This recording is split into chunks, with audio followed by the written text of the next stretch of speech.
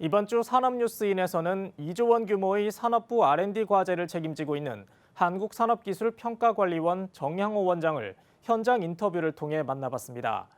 대한민국 산업의 기반을 다지고 미래 성장 동력을 찾는 중요한 임무를 부여받은 만큼 이 국가 산업기술 R&D가 나아가야 할 방향에 대해 자세히 들어볼 수 있는 시간이었습니다. 네, 정향호 원장님 안녕하십니까? 예, 안녕하십니까? 네, 우선 저희 산업뉴스인에 출연을 해주셔서 대단히 감사합니다. 예, 감사합니다. 예, 원장님께서는 이제 지식경제부 산업기술정책관 그리고 산업통상자원부 에너지자원실장, 조달청장까지 역임을 하셨는데요. 예, 지금은 또 국가 R&D 수행이라는 또 중책을 맡고 계십니다. 이 한국산업기술평가관리원이 좀 어떤 곳인지 좀 모르시는 분들을 위해서 간략하게 소개를 좀 부탁드리겠습니다. 산업기술평가관리원, 상기평이라고 하고 영어로는 KT라고 합니다만, 이제 산업통상자원부의 산하공공기관입니다. 산업 분야에 있어서의 연구개발 과제를 기획을 하고 평가 관리하는 그런 기관인데요. 2014년도에 그 공공기관 지방 이전에 따라서 지금 대구에 내려가 있습니다. 1년에 약 2조 원 정도의 예산을 통해서 우리 산업의 경쟁력을 갖고 또 일자리를 만드는 그런 일을 하고 있습니다. 네, 이번 또 코로나 사태가 터지면서 상기평 업무에도 좀 차질이 있었을 것 같습니다. 특히 또 본원이 대구에 있다 보니까 여러 가지 어려움이 많았을 것 같은데 좀 어떤 어려움이 있었고 또 어떻게 극복을 하셨는지 말씀을 좀 해주십시오. 말씀대로 대구에서 확진자가 급격하게 2월 말에 늘었기 때문에 정상적인 업무 수행이 사실 불가능했습니다. 그렇게 해서 저희들이 재택근무를 위주로 하는 그런 비상 업무 계획을 만들어서 시행을 했고요. 그 당시에 이제 사업 과제 공고가 진행이 되어 있었는데 그 접수 마감 그리고 평가 날짜를 전부 한 2주 정도 수년을 시켜서 이제 진행을 해왔습니다. 그리고 저희 이제 상기평의 R&D 평가가 주로 대면 평가를 중심으로 하는데 이제 코로나 때문에 대면 평가가 불가능해서 그럼 어떻게 할 것이냐. 그래서 소위 말하는 요사이 말을 많이 하는 비대면 평가, 언택 평가를 하기 위한 준비를 그 기간 동안에 했었습니다. 그래서 결과적으로 좀 어려웠지만 우리가 상반기 중에 지금 이제 상황으로 간다고 하면 약 86% 정도 과제 협약이 다 끝나서 예산 조기 집행하는데 당초 계획대로 갈 수 있을 것 같습니다. 네, 그렇다면 이제 언택트 이 비대면 방식이라는 게 또 새롭게 생겼는데 지금 또 진행이 되고 있는 거죠. 그렇습니다. 비대면 R&D 평가가 좀 어떻게 이루어지고 그동안 기존의 방식과 비교해서 좀 달라진 점은 어떤 게 있을까요? 지금까지 산업부 상기평의 기본 평가하는 사람, 평가받는 사람이 모두 한 자리에 모여서 이제 토론을 하고 주고받는 그런 식으로 했었는데 비대면은 근본적으로 여러 가지 저희들이 다양한 스펙트럼의 비대면 방식을 썼습니다만 모든 사람이 다 만나지 않고 온라인을 통해서만 하는 저희들이 이제 그걸 이제 언택트 평가라고 보통 많이 하는데 이 부분은 이제 신규 과제 중에서 경쟁률이 뭐 1대1이라서 크게 나중에 공정성의 논란이 별로 없는 부분, 그리고 계속 과제같이 그런 부분을 컨설팅 해주는 그런 쪽 차원으로 할 수 있기 때문에 모든 평가위원, 비평가위원들이 그냥 온라인으로만 다 연결을 해서 자료를 한 군데 얹어 놓으면 그걸 보고 이제 평가를 해서 질문이 있으면 또 올리면 거기에 대해서 사업 수행자가 답을 하고 이렇게 해서 결과를 내는 그런 쪽의 방법을 제일 먼저 좀 시행을 했고요. 그 다음에는 이제 경쟁력이 좀 높은 그런 부분들은 공정성 부분에 문제가 있기 때문에 평가하는 분들은 미리 사전에 온라인을 통해서 공고된 자료를 보고 자기들이 공부를 다 해서 와서 다 모여서 평가를 하면서 이제 그 자리에서 질문을 하면 이제 피평가자는 이제 온라인으로 연결해서 대답을 해서 결론을 내는 어떤 뭐 온라인 오프라인을 조금 섞었다고 해서 저희들이 하이브리드 평가라고 그렇게 했습니다만 그런 다양한 그런 평가 방법을 진행을 했습니다. 네, 그렇다면 이제 실제 비대면 평가를 좀 경험해본 뭐 외부 기관들의 반응은 좀 어땠습니까? 사실 저희도 걱정을 많이 했었는데요. 생각보다는 전반적인 만족도가 좀 높습니다. 그래서 그 평가에 참여한 위원님들 그리고 피평가자분한테도 전반적으로 그래도 괜찮았다는 좀 그런 이야기를 많이 들었고요. 저희가 비슷한 역할을 하고 있는 중소기업 기술정보진흥원이라는 데도 있고 정보통신기획평가원이었는데 이런 쪽에서 저희 하고 있는 것들을 와서 또 벤치마킹까지 좀 하기도 했습니다. 그래서 어떤 장단점이 다 있는 것 같은데요. 장점은 평가를 받기 위해서 지금까지는 대구까지 다 와서 했는데 기업들 같은 경우는 뭐 시간이나 비용 같은 것도 사실 좀 많이 들었는 그런 부분들도 있었고 평가위원 입장에서 본다면 또 온라인으로 하다 보니까 사전에 자료를 좀 미리 받아서 평가를 준비를 해서 좀 와서 더 심도 높은 평가를 할 수 있었다는 부분 그리고 코로나19 가장 큰 건 코로나19의 위험 없이 네. 이제 평가 업무를 했다는 것이 가장 큰 장점이라고 보고요. 단점은 이제 처음 하다 보니까 일부 이제 운영하는 데 있어서 시스템이 조금 좀 불안정했다. 그러니까 나는 말하는 소리가 조금 끊기면서 들려서 무슨 말인지 정확하게 시스템적인 부분에서 예, 조금 이해 못했다. 뭐 이런 쪽에 조금 좀 불만이 제기하는 분들도 있습니다. 네. 이제 이런 부분들은 앞으로 이제 보완을 해 나갈 그런 계획으로 있습니다. 네, 이 방송에 이 파일럿 프로그램이라는 게 있는데요. 이제 예. 시범적으로 시청자의 반응을 좀 예. 살펴보기 위해서 예. 뭐 1회, 2회 정도 제작을 예. 하고 이제 나중에 좀 이렇게 정식 프로그램이 되는 예. 건데 어떻게 보면 이 비대면 평가 역시도 현재 파일럿 프로그램 같은 그런 성격인데요. 이게 향후에 어떤 정식 플랫폼으로 자리 잡을 수 있는 여지가 있을까요? 예. 그래서 저는 이번에는 이제 비대면 평가하는 것이 어떻게 보면 생존 모드 어쩔 수 없기 때문에 했었는데 이게 해보니까 이런 장점도 상당히 많기 때문에 앞으로는 이제 R&D의 전체적인 효율성을 높이는 그런 방법으로 말씀하신 대로 정식적인 그런 플랫폼으로 가야 된다고 좀 생각을 합니다. 그래서 지난 이제 조직 개편할 때 이 산업기술 지식정보단이라는 것을 만들었어요. 이게 이제 데이터 기반으로 모든 평가 과정을 온라인으로 하는 그런 시스템을 한번 구축해 보자는 겁니다. 과제를 기획을 하고 평가를 하고 나중에 사후 관리를 하고 그것이 다시 피드백돼서 다시 기획을 되는 그런 부분들을 어떤 이제 빅데이터의 도움을 받아서 그 부분들을 평가하는 분한테도 다 이제 제공을 하고 해서 정말 제대로 된 그런 기획을 하는 그런 기회를 좀 삼아야 되겠다는 좀 생각을 하고요. 정말 이런 것들이 됐을 때 우리가 진짜로 원하는 그러한 이제 일자리 앞으로 우리 또 전 세계 시장에서 경쟁을 해야 되는데 우리가 필요한 위상을 또 확립을 하고 그런 쪽에 나가야 될 방향으로 생각해서 정식 플랫폼으로 만들어갈 그런 계획으로 있습니다.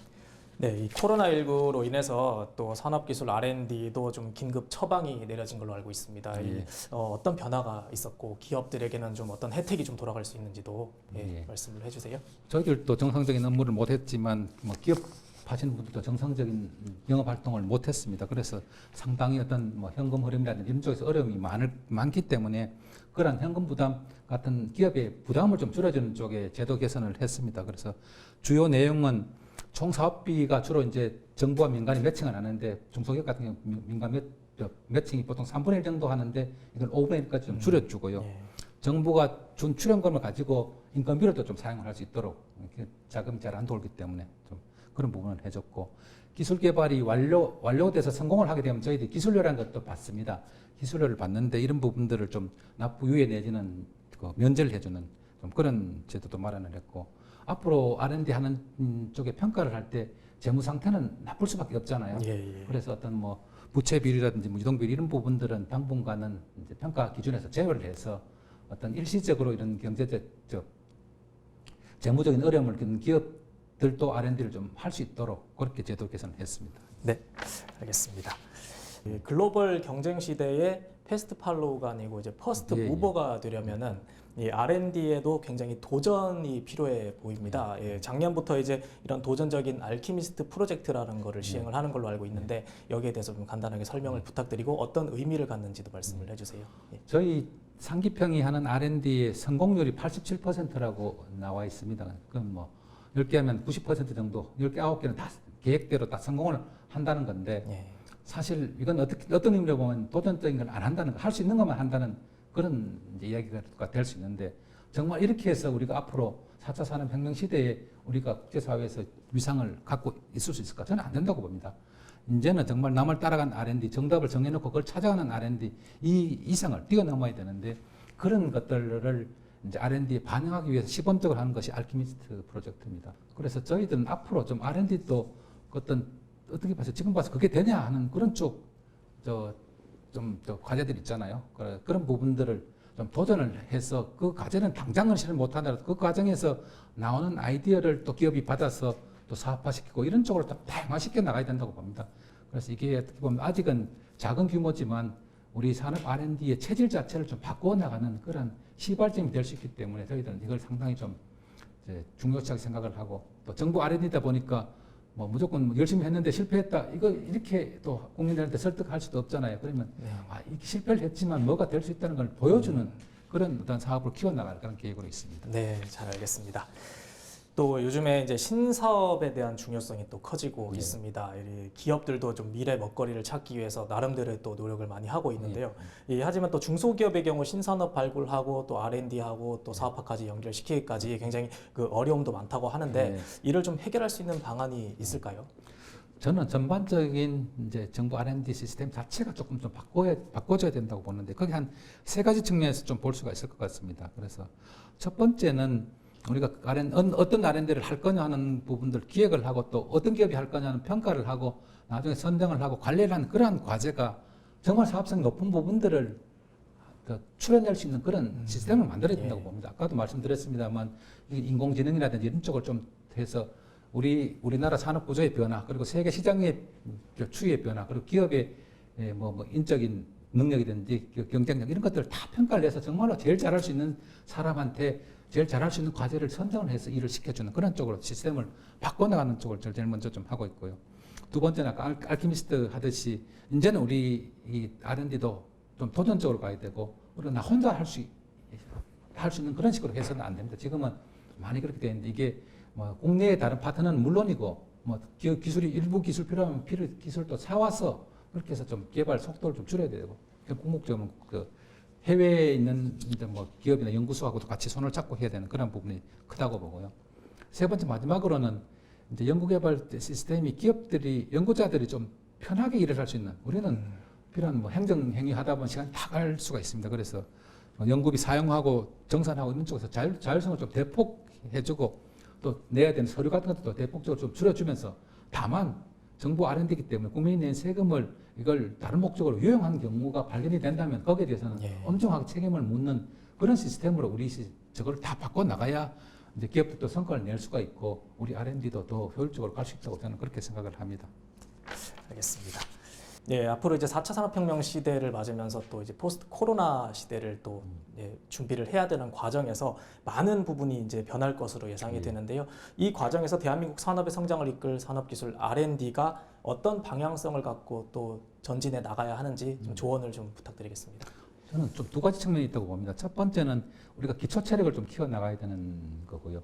그 부분들이 품목을 본다면 아까 말씀드린 소부장 같은 그런 쪽이 이 기본 핵심 기술이 있어야 그걸 또 연계시켜서 다른 쪽을 키워 나갈 수 있으니까 그런 쪽에서 어떤 자율적인 경쟁력을 키워 나가는 그런 분야를 키워 나가면서 두 번째는 서로 연결을 해서 이제 효율성을 높여가야 된다고 봅니다. 지금 누가 혼자서 할 수 있는 그런 세상이 아닙니다.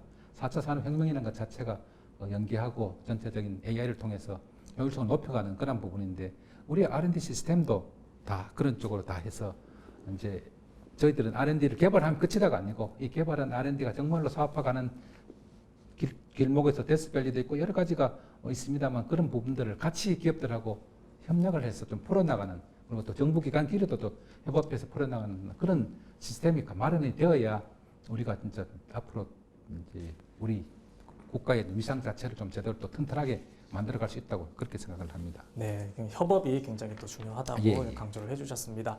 네, 이 대내외 불확실성이 또 큰 시대에서 또 상기평의 그 역할도 굉장히 중요해질 것 같습니다. 상기평은 앞으로 어떤 목표와 비전을 갖고 업무를 해 나가실 계획이신지 좀 말씀해 주십시오. 말씀드린 대로 산업기술을 지원하는 기관인데 우리가 지금까지 했듯이 이제 정답을 정해놓고 뭐 그 안에서 찾아가는 그런 부분들은 좀 안 된다고 보고요. 여러 가지 환경 변화가 많이 있을 텐데 거기에 도전적으로 좀 다가서서 다양한 분야에서 조금 혁신적인 방법으로 R&D를 해 나가야 된다고 봅니다. 그런데 저희들이 공공기관이다 보니까 이런 과정들을 항상 좀 투명하게 좀 운영을 하고 정직하게 평가 관리를 해서 국민들로부터 좀 신뢰를 받을 수 있는 그런 기관을 좀 만들고 싶고요.